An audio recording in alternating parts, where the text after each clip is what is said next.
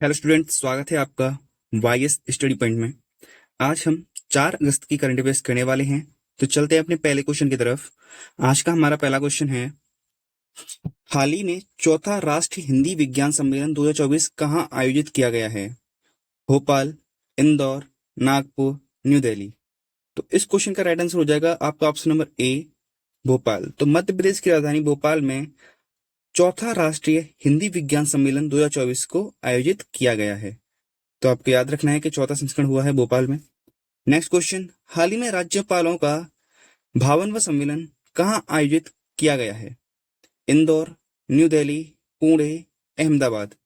तो इस क्वेश्चन का राइट आंसर हो जाएगा आपका option number B, new Delhi. तो हाल ही में राज्यपालों का 52वां सम्मेलन न्यू दिल्ली में हुआ है और इसकी अध्यक्षता किसने की है?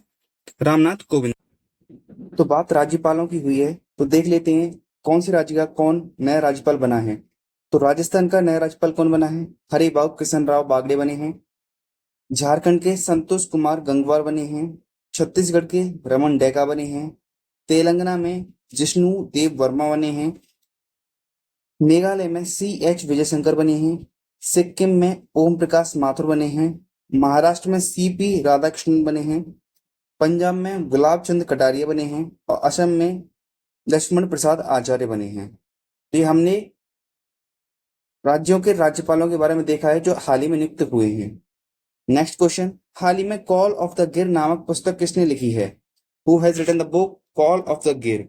सुदीप्त सेनगुप्ता, आर बाला सुब्रमण्यम, परिमल नाथवानी, पीयूष पांडे। इस क्वेश्चन का राइट आंसर हो जाएगा option number C, Parimal Nathwani. इस क्वेश्चन का राइट आंसर हो जाएगा। तो परिमल नाथवानी ने कॉल ऑफ द गिर नाम से एक पुस्तक लिखी है, ये आपको याद रखना है। अब बात पुस्तकों की हुई तो पुस्तकों को देख लेते हैं कि इस साल किसने कौन सी पुस्तक लिखी है, देख लेते हैं। सुदीप्ता सेनगुप्ता ने लिखी है breaking rocks and barriers. R Bala Subramaniam ने लिखी है power within the leadership of legacy of Narendra Modi.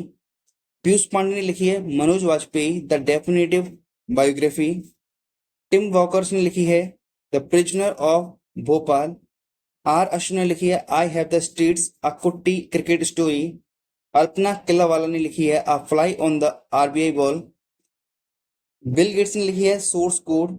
San Watson ने लिखी है द विनर्स माइंडसेट। PSC धनत पिल्ले ने लिखी है heavenly islands of Goa. Duvvuri Subbarao ने लिखी है just a mercenary. Next question, हाल ही में सुप्रीम कोर्ट ने SC और ST समुदाय के आरक्षण में उपवर्गीकरण करने की अनुमति देने के लिए अपने किस फैसले को रद्द किया है? EV चिन्नैया बनाम आंध्र प्रदेश राज्य 2004, केशवानंद भारती बनाम केरल राज्य 1973, गोलकनाथ बनाम पंजाब राज्य केस 1967, दविंदर सिंह बनाम पंजाब राज्य केस। तो इस क्वेश्चन का राइट आंसर हो जाएगा ऑप्शन नंबर ए, EV चिन्नैया बनाम आंध्र प्रदेश राज्य 2004।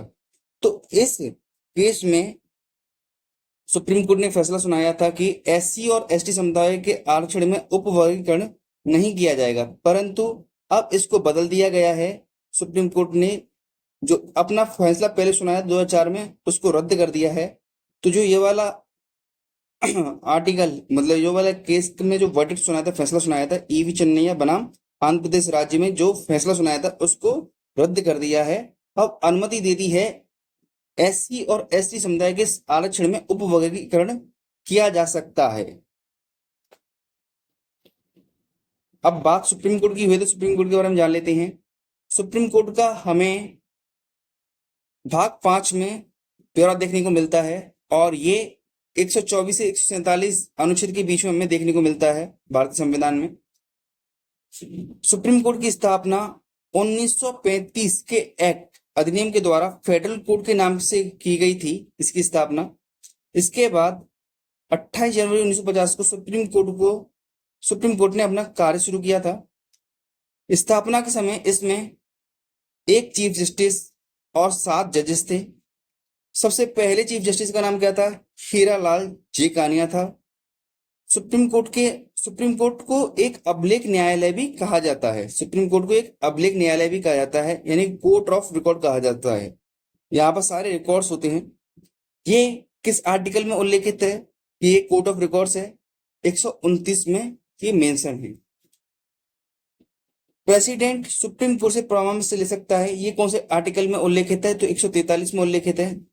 सुप्रीम कोर्ट किस आर्टिकल के तहत रिट जारी करता है? तो 32वें आर्टिकल के तहत जारी करता है।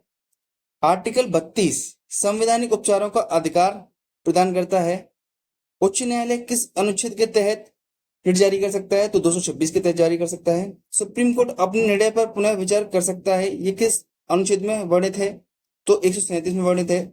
सीजेआईओ यानी कि चीफ जस्टिस ऑफ इंडिया को कौन सा पद दिलाता है? प्रेसिडेंट दिलाता है। और देख लेते हैं ऐसे एकमात्र व्यक्ति कौन है जो कार्यवाहक राष्ट्रपति भी रहे, उपराष्ट्रपति भी रहे और चीफ जस्टिस भी रहे? तो मोहम्मद हिदायतुल्लाह। ई प्रवेश पास के लिए कौन सा पोर्टल सुप्रीम कोर्ट ने लॉन्च किया? तो सुस्वागतम पोर्टल लॉन्च किया। चीफ जस्टिस ऑफ इंडिया ने ई निरीक्षण सॉफ्टवेयर लॉन्च किया जो अदालतों के फैसलों को 4 भाषाओं में अनुवाद करेगा। कौन कौन सी भाषाओं में? हिंदी, गुजराती, उड़िया, तमिल। सुप्रीम कोर्ट ने फास्टर पोर्टल और सुपिस पोर्टल के नाम से 2 पोर्टल भी लॉन्च किए हैं। Next question, what is India's rank in released global agriculture export index? हाल ही में जारी ग्लोबल एग्रीकल्चर एक्सपोर्ट इंडेक्स में भारत की रैंक क्या रही है? 5वीं, 8वीं, 10वीं या 12वीं? तो इस क्वेश्चन का राइट आंसर हो जाएगा ऑप्शन नंबर बी, 8वीं। तो भारत की 8वीं रैंक रही है ग्लोबल एग्रीकल्चर एक्सपोर्ट इंडेक्स में। पहले नंबर पर कौन रहा? तो यूरोपियन यूनियन रहा। दूसरे नंबर पर यूएसए रहा और तीसरे नंबर पर ब्राजील रहा। तो ये आपको याद रखना है। नेक्स्ट क्वेश्चन, हाल ही में वेम्पायर स्टार M67 की खोज करने वाली एस्ट्रोसैट वेधशाला का संबंध किससे है? नासा, ESA, स्पेसएक्स या इसरो? तो इस क्वेश्चन का राइट आंसर हो जाएगा ऑप्शन नंबर डी, इसरो। तो इसरो ने हाल ही में वेम्पायर स्टार M67 की खोज की है। अब ये वेम्पायर स्टार है क्या? तो वेम्पायर जैसे एक पिशाच होता है जो खून पीता है और जिंदा रहता है, इसी प्रकार से वेम्पायर स्टार है जो एक तारा है जो कि और तारों की एनर्जी से अपने आप को जिंदा रखता है। तो इसकी खोज की है हाल ही में इसरो ने। नेक्स्ट क्वेश्चन, अब देख लेते हैं बात इसरो की हुई है तो देख लेते हैं इसकी बारे में, इसकी स्टैटिक जान लेते हैं। इसकी स्थापना 1969 में हुई थी। हेडक्वार्टर बेंगलुरु में है। चेयरमैन एस सोमनाथ हैं। इनकी हाल ही में एक बुक लॉन्च हुई, इसका नाम है निलावु कुदचा सिमंगल। ये इनकी ऑटोबायोग्राफी है। इनको रॉकेट मैन ऑफ इंडिया भी कहा जाता है। रॉकेट मैन ऑफ इंडिया किसको कहा जाता है? K7 को कहा जाता है, जो कि पूर्व अध्यक्ष रहे इसरो के। इसरो का मोटो क्या है? तो इसरो का मोटो है space technology in service of human kind. ये इसरो का मोटो है, यानी कि टैगलाइन है।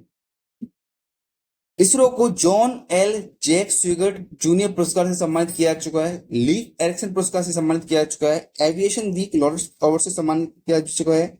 और C3 मिशन को विश्व अंतरिक्ष पुरस्कार मिल चुका है, यानी कि चंद्रयान 3 जो मिशन है इसको विश्व अंतरिक्ष पुरस्कार मिल चुका है। नेक्स्ट क्वेश्चन, हाल ही में विश्व शिल्प शहर का प्रमाण पत्र प्राप्त करने वाला चौथा भारतीय शहर कौन सा है? ग्वालियर, कश्मीर, कोझिकोड या लेह? तो इस क्वेश्चन का राइट आंसर हो जाएगा ऑप्शन नंबर बी, कश्मीर। तो कश्मीर को विश्व शिल्प शहर का प्रमाण पत्र मिल चुका है और ये चौथे नंबर का शहर है। नेक्स्ट क्वेश्चन, हाल ही में India at the rate 100 envisioning tomorrow's economic powerhouse नामक पुस्तक किसने लिखी है? Professor KV Subramanian, Tim Walker, Alpana Killawala, Sridharan Pillai? तो इस क्वेश्चन का राइट आंसर हो जाएगा option number A, professor KV Subramanian. इस क्वेश्चन का राइट आंसर हो जाएगा। तो इन्होंने हाल ही में Indian at the rate envisioning tomorrow's economic powerhouse नाम से एक पुस्तक लिखी है। नेक्स्ट क्वेश्चन पर आते हैं। नेक्स्ट क्वेश्चन है, हाल ही में एंडी मरे ने संन्यास ले लिया, उनका संबंध किस खेल से है? फुटबॉल, स्क्वैश, टेबल टेनिस या टेनिस? तो इस क्वेश्चन का राइट आंसर हो जाएगा ऑप्शन नंबर डी टेनिस। तो एंडी मरी का संबंध किससे है? टेनिस से है, और इन्होंने हाल ही में संन्यास ले लिया है। अब देख लेते हैं जिन्होंने हाल ही में संन्यास लिया है उनका संबंध किस किस से है। जैसे रोहन बोपन्ना, इनका भी संबंध किससे है? टेनिस से है। पीआर सर्जिस का संबंध किससे है? फुटबॉल से है।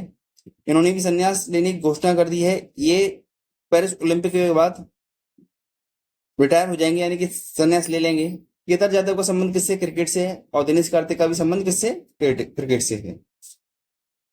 इसी के साथ हमारा नेक्स्ट क्वेश्चन है, हाल ही में यूएन इकोसोक ने किस राज्य की कलिंगा औद्योगिक प्रौद्योगिकी संस्थान को अपना विशेष परामर्शदात्री निकाय घोषित किया है? ओडिशा, छत्तीसगढ़, झारखंड, कर्नाटका। तो इस क्वेश्चन का राइट आंसर हो जाएगा ऑप्शन नंबर ए, ओडिशा।